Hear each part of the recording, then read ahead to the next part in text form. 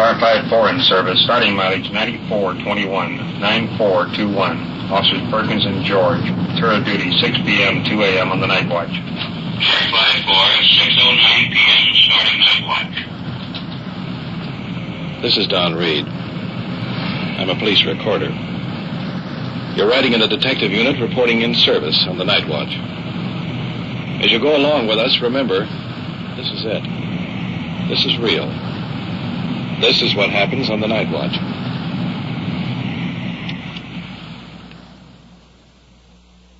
Night Watch, the actual on-the-scene report of your police force in action. There are no actors. There is no script. Every voice, every sound is authentic. The investigations are recorded as they actually occur. Night Watch is presented with the cooperation of the Police Department of Culver City, California. W.N. Hildebrand, Chief. We switch you now to Car 5-4 on patrol and to Police Recorder Don Reed. It's 6:09 p.m., and we're just starting out patrol on the night watch. By the way, Don, I think we'd better keep in pretty close touch with Control 1 tonight. Anything cooking? I don't want to jinx anything by saying too much, but do you remember that holdup we had in the market last week? Yeah, we got one suspect, and the other fellow flew the coop. So? Well, Warden Waller is still working on that case, and we might get some action before the night's over with. By the way, you got a cigarette? I thought she quit smoking. Oh, you know how it is. Control 1 to 5-4. Contact the officer at Gunnison Sterling Way, holding a shoplifting suspect. 6:11 p.m. 5-4, 10-4. All right, you've just heard that call. I should judge. We're taking off now. I should judge we're just a block or two away, actually, from where this call has been reported. Now, we have nothing further than just what you heard over the air, that a shoplifting suspect is being held, apparently by one of our officers. We're not very far away. We're coming right into a business section. And as soon as we slip along past a few cars, we'll be able to turn onto the boulevard that should produce the scene here. As a matter of fact, we'll have to stop for a boulevard stop, slowing down now and making a turn. Now we're on the street, and it should be in this next block. Isn't that right, Sergeant? Yes, there's the officer right up there. Yeah, all right. Here he is, directly ahead. We're coming into the curb now. I can see the officer standing there. He has a suspect in custody. So let's go along with the officers now.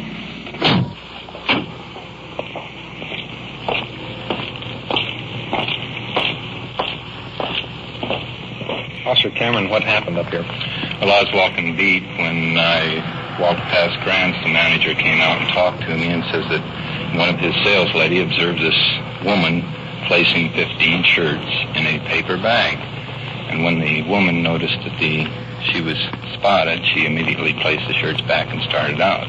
However, the manager talked to me and pointed out the woman, and I stopped her, and after interrogation, I called you. Is that the woman over there? Yes, it is. Let's go over and talk to her. I can see the shoplifting suspect standing in the archway of this store in custody of another officer, and she's dressed in a short-sleeved sweater with a light blue skirt. As I'm entering this alcove, I have the feeling I'm talking in a tunnel. Well, now, here's the picture. The suspect is unusually nervous and has a strange blank stare, almost as if she were looking at you, but she didn't see you. Now, the sergeant is questioning her about shoplifting 15 shirts.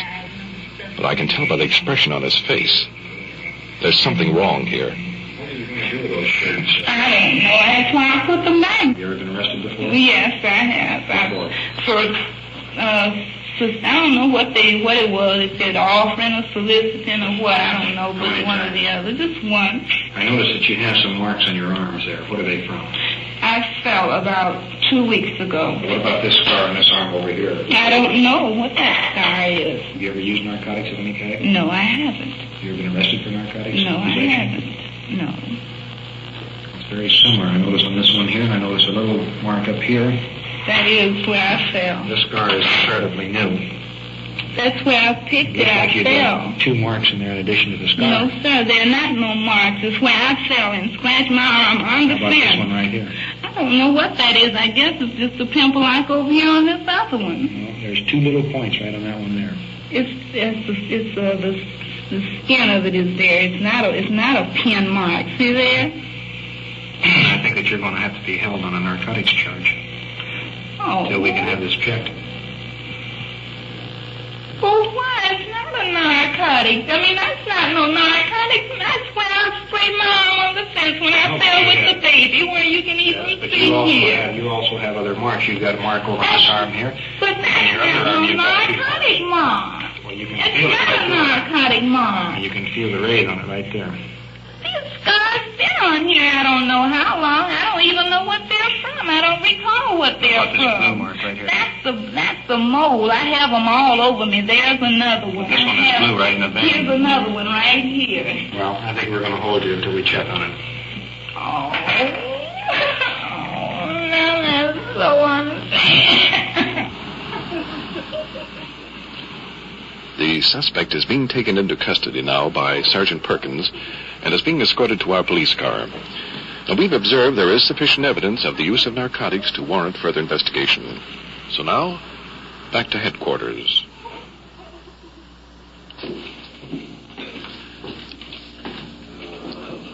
I am speaking now from the Detective Bureau and Police Headquarters. And Sergeant Perkins has already explained to Lieutenant Conlon, Chief of Detectives, the circumstances regarding the arrest. The suspect is being brought into the office now by the matron. It is being seated across the desk from Lieutenant Conlon. Let's get in behind and listen to this interrogation. Well, I'll ask you something. Have you ever used any narcotics? No, sir, I never have. Are you positive of that? Yes, sir, I am positive. Did you ever smoke any marijuana? Yes, I have. You smoke marijuana? Yes, I have. About how many sticks did you smoke a week? Maybe 2. 2. That's the most that I recall. Did you ever feel like that you would like to go to something a little bit heavier than marijuana? No. Do you mind if I look at your arms? No, sir, I don't. You see this snake that runs from here down to here? Mm-hmm. What caused that? See No, here? just here. Right here. There's a continuous snake that runs all the way down your arm on this main line down here. Here's a bruise spot here. That's the most. What sir. caused this? I don't know. At different times I've hurt myself. That's all. And you mean to tell me this is caused from a cut? I have proof. That's nothing stuck in me. I know that you have smoked marijuana, which you Yes. told me you have smoked marijuana. Yes, sir. And there is every reason in the world to believe that you have graduated to H. I see it is. And you don't know what caused this scar here. I don't know if I scratched myself at some time or something. It's been a long time ago. I know that whenever it happened. I haven't had anything on there recently. How many people do you know that smoke marijuana now? Tell me the truth now. I'm thinking. I mean, did I actually know? Did I know that smoke marijuana? Maybe 5 or 6. Well, what do you think, Lieutenant Conlon? Well, I think that she's definitely addicted to narcotics. Her arms show so. She has a snake that runs about 6 inches through the main part of her arm, and she has one in the bend of her arm near the main line, which indicates to me that she is a user of narcotics of some form or other. Okay, well, shall we take her down, book on narcotics? Yeah, take her down and book her for an addict, 11721 of the H&S code, and see that she's booked and searched by the matron. Okay, we'll do the time. Well, policewoman Pinkston is taking the suspect out of the office and down to the booking desk. Well, what happens now, Sergeant? You know, Don, we can get help for her if she wants it. But if she doesn't, well, it's her life.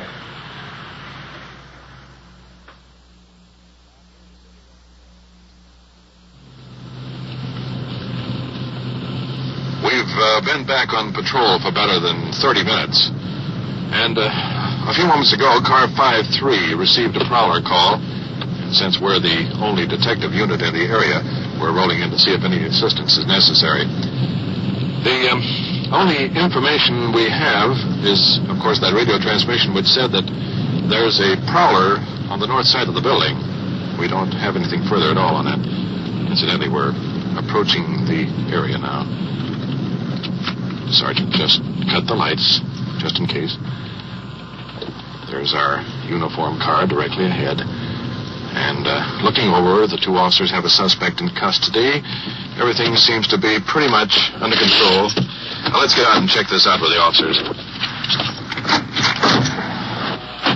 Out of the car. The suspect is well dressed. However, now that I get a closer look at him, it appears that he's been walking on his hands and knees. And incidentally, the entire left side of his body is bent way over to one side. Frankly, it's difficult to see how he remains standing. Officer George and his partner are questioning the suspect. Let's move in a little closer. Don't live no place, sir, but I am staying at the hotel. So you live at the hotel now? No, sir, I do not. Tonight I do. Yes, sir. Well, that's what I mean. Yes, sir. What are you doing around those apartments back there, a couple blocks back? Wandering around behind them. I don't believe I was, sir, but if you say I was, you have it. The situation your way, is but I wasn't. obvious.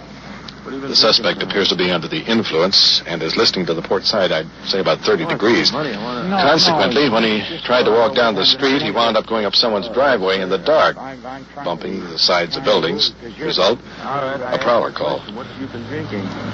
Scotch and water, sir. How much? Oh, I dare say $5 worth. Mm-hmm. Well, as far as I'm concerned, he's in no condition to take care of himself. Definitely. Suppose we get in the police car. All right, sir. But why make Because you're under the influence of alcohol in public. May I go home and not have it, May I get up tomorrow and not have it? Personally, I don't think you can make it home. The way you're walking, the way you're standing. I'll tell you what. You see this line right yes, here? Yes, sir. See this line? Yes, sir.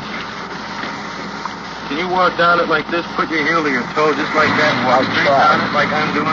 I'll try, sir. All right, try that until I tell you to stop. I dare say I won't be able to do it. Well, go ahead and give it away. Well, I'll give it a try. I know in advance I shan't be able to do it, sir. Arrest. Do this, then. Put your... This business, maybe I can do that. But if you're going to arrest me, I'm sorry. Well, we're sorry, too. Suppose you get in the police car. All right. That more or less speaks for itself. The suspect is under arrest and is being placed in Unit 5-3. So, let's get back to our car and continue patrol on the night watch.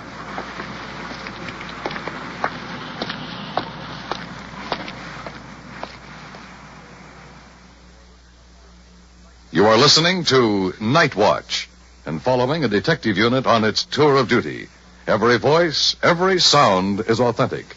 The investigations are recorded as they actually occur. We'll bring you the final results of tonight's cases at the conclusion of the Night Watch. Defense of our country is not a responsibility just for the military. It's up to every one of us to help.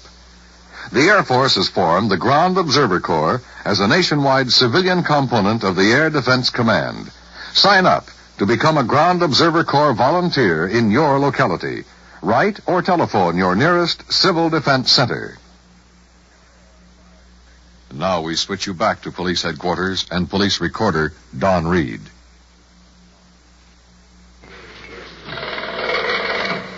Police Department, Officer Lang?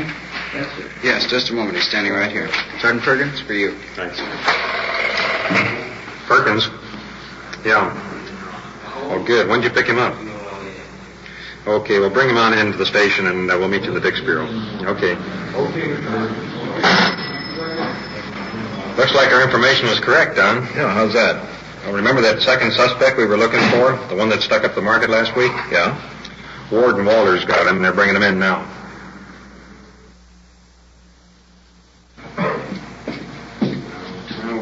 It's 11:40 p.m., almost an hour since we received that phone call. We're located now in the Detective Bureau here at headquarters. In just a few moments, the 211 suspect we were referring to will be brought into the office. Incidentally, 211 in police terminology means armed robbery. It'll be a moment or two, so let me fill you in on the picture. Last week, 2 men held up a market. Fortunately, an alert citizen got the license number of the getaway car. Result, 1 suspect was captured that night. That was last week, you may remember. However, the second suspect, or the older one of the pair, managed to escape arrest when the 2 split up that night. He went into hiding, and when he became confident that he had made a clean getaway, the suspect returned to his old haunts, trying to find his partner. Well, that's where he made his mistake, because tonight he walked into the arms of 2 detectives.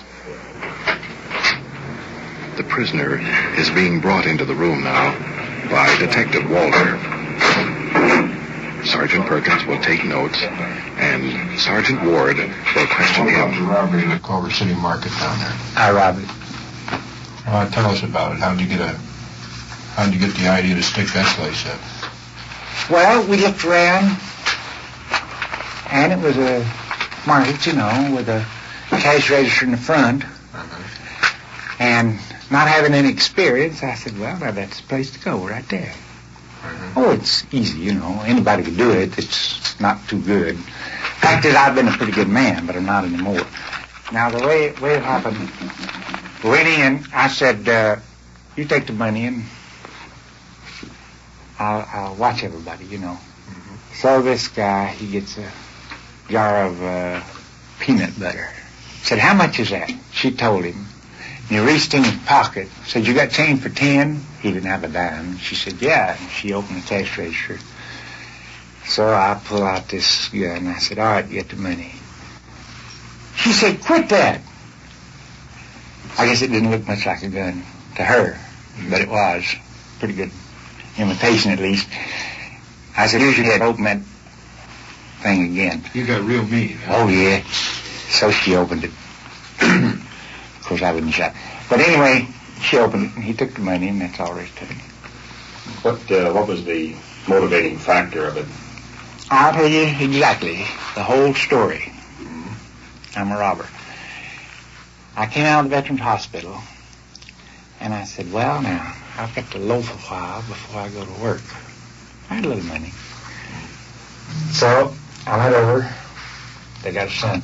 I said, he's AWL again. 4 times since you saw him. He's been drafted in the Army, and he's been AWL 4 times. Said he's married. He's got a wife here. He's going to have a baby in about 3 weeks. Well, then I met his wife because she followed up.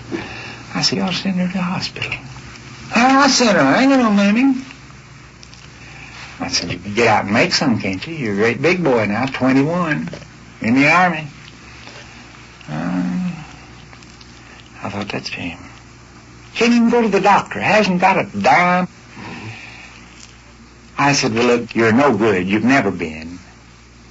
He's a, purse snatcher. Snatches purse from women, thing like that. And he's a big husky, too. But anyway, I said, well, why don't you do something and get some money? What can I do? I said, I'll show you.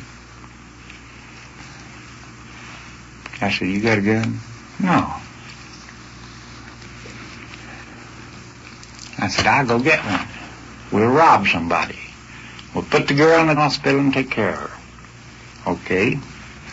Said, they won't do no more for you that than they will for robbing women. Got me an old, pretty good imitation of a gun and went down. And I said, let's go. How we do it? I can just pick a place. Rob them, that's all there is to it. I ain't never had no experience at all. Now, he claimed he had, but now you'll find that's a lie. He said him and Bulldog, the guy that's in jail for forgery, in prison rather, he said him and Bulldog used to rob these places. You'll find that's a lie. I bet you $10 he never robbed a place before in his life. And I know I didn't. But anyway, we went in, robbed the man, took the money, and drove on home. I said, now go in and give your wife the money. Tell her to go to the hospital and so. No, he said, I got to get out of town. They might have got the number of this car. How much money did you get? I don't know. He had it. Now, as it was closed, I'll tell you what, I can tell you within $20 what it was. It was between $180 and $200. Uh-huh. Yeah. Did he keep all that money? Oh, no. We split it up. Split it up 50-50. Boy, evenly, 50-50. But there was between 180 and 200. How long did you shop around before you figured that you'd hit this Culver City market? Quite a while. What I mean, we looked over 3 or 4 places. At least 2 that was undecided about. Both of them markets? Yeah. Remember where they were? No, I don't even know where this one was. I could find it again, you know. But I don't even know where it was. What made you pick this particular place? Any particular reason? No. Now, he picked where he's appointed, you know. And I just picked this one because I was looking for a market. And I picked this one, I guess because I thought it was easy, you know. It looked like it just, well, it was awfully easy to rob a place. Anybody could do that. That's nothing. You remember going in the market 15 minutes before you stuck the place up? We went in there. It wasn't 15 minutes or something. I'd say half an hour before. Yeah, I went in there and he bought some chewing gum. What were you doing then? Sort of casing the place? Sure, looking over. Well, when you both went in there, you both knew that what was going to happen. Oh yeah, we went in there to rob it and did rob it. I mean, you discussed it before you went in there. Sure. What if that guy in there would have... But I still went to jail because I was going to tell a man. That's the first time in my life I ever took anything from anybody. And do you know what I can do? I can make your eyeballs bug out. With what? With a gun. And I wouldn't shoot anybody for anything in the world. Are you a good shot with a gun? I'm not only a good one, but the best. With a pistol, huh? Our rifle. I was 7 years an instructor in the Marines. Is that right? Teaching that every day, shooting every day. We have a bob and target. If either one of you in service, you know what a bob and target is. It doesn't go up and down like it sounds, but it goes this way. Yeah. You know, it's made of cardboard. A silhouette. Well, each time it turns, every 3 seconds, you see. It's 3 seconds toward you and 3 seconds away. You shoot that one time, then once you're ready, you shoot again. I was working on it range for about a year, and I said to Thomas was world champion at the time. I said, how many times could you hit that on one turn if you wanted to? He said, I don't know. 2 or 3, I guess. I said, let's try it. So we come up, when it turns, blam, blam, blam. Get 3 hits on it, you know. I said, if a man practice that, he could get fast. I said, it might help a man sometime. You know, you get down in the jungle. So we start practicing. And Thomas, he said, well, we don't do that in the national matches. You know, at Camp Perry, you don't do that. So he didn't fool with it. But I kept on. And I could put one shell in the chamber, 7 in the clip, and on one turn, I'd hit that 7 times straight, and one time it would be turning, one long one, you know. I could hit her 8 times in 3 seconds. So I used to watch, and fellas come up with these blue and gold badges. That's distinguished, you know. I'd say, after they'd shoot this, that's the last thing you shoot at, see bob and target. One time every 3 seconds, you know. I'd say, if you wanted to, how many times could you hit that on one turn? Well, I don't know, 2 or 3, I guess. Let's try it and see. So I'd tell the man, all right, run it again. He'd run it, and the guy'd blam, blam, maybe 3, sometimes 4, you know. But it seemed to me like a man ought to get that 6, 7 times. No, that's too fast. I'll tell you what I'll do now. I don't know, but I'll bet you I can hit it 8 times in 3 seconds. I'll bet you a dinner at the club. That's a bet. I used to eat dinner every day on some poor sucker, you know, because I practiced it over a year. Well, one day our captain come down. His name was Colony. And he said, what kind of racket you got here? And I said, I don't know what you mean. He said, every day I see you in the club eating. You never pay. I said, oh, I get these suckers, and I bet him I can hit that bob and target 8 times in 3 seconds. 8 times? Yes. He said, well, meet another sucker. And I said, I bet you can't do it. I'd like to see it. So I eat off of him, too. What would you have done if that guy in the store would have pulled out a gun? I'd have shot it out of his hand, shot his arm. I could hit his arm easy. I could hit one eye. I told a man one time, and I wasn't lying to him. I said, I'll shoot out your right eye or your left one, or I'll drill you another between them, just whichever you want. Did you have any shells for that gun? No. It wouldn't take a shell. Well, now, wait just a second. You said this man had pulled a gun on you. You'd have shot the gun out of his hand. How could you... Yeah, I'd have hollered bang, bang. Hey, now listen, fellas. I'm going to plead guilty to robbing the man, please. I am. I'm going to plead guilty. I won't make no excuses, and I won't tell nobody I was doing it for somebody else because I wasn't. And everything you told us is... Everything I've told you is the truth. I'm just going to plead guilty. What about this $3,000 market job that you told this kid that you were in on? Oh, I've never told him in my life. That's what he says. Did you ever stick up any place else? No, never have. Did you ever tell this kid that you stuck up? No. No, he was the one that was sticking up, and I told you. I said, I bet you $10 he'd never stuck up a place in his life. He was green as I was, greener. When you bought this gun, did you have any intention of using it for... That was what I was going to do with it. You fully intended to use it? Yeah. Well, you bought the gun after you met this kid or before? Mm-hmm. After you met him? Yeah. After we'd planned to rob this place. Some place, not this one. Just rob a place. Okay, we'll take him back and lock him up for the night then. Right. I'm sorry I caused you guys some trouble, but... That's all right. We get paid for it.